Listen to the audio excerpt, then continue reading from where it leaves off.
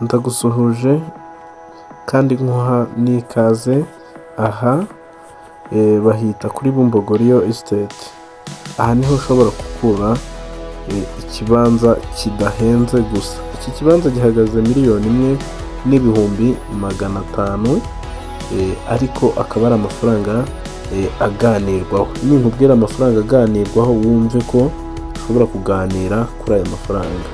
Ni ikibanza gifite icyangombwa cyihariye kijya metasiyo. Ni ikibanza kiri ahantu heza muri quartier nziza, dore umuriro nguriya, amazi bari kuyacisha kuri uyu muhanda.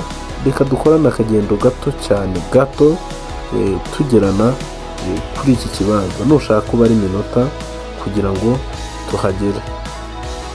Ni ahantu heza mu gice cyiza, dore yuko kubona ibibanza muri iyi quartier bigiye bihagarara $5,000,000, 4 kandi bikiri mu buhinzi. Rero iki kibanza turakikuzaniye kugira ngo wumve ko ari sure deal, iri ahantu heza cyane.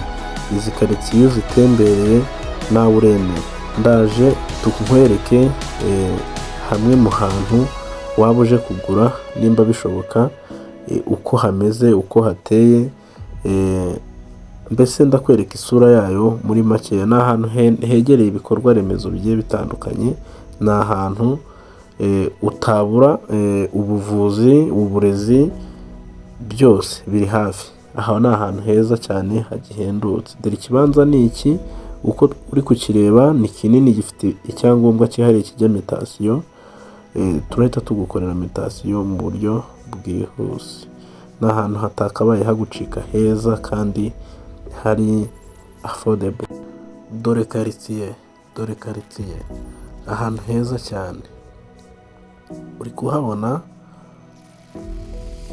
nkubwira ko kuva kuri kaburimbo ugera ahangaha ya Musave cyangwa ugaca Birembo ni 5, ariko byahindutse 2 bitewe n'ibihe uko bigenda bisimburana.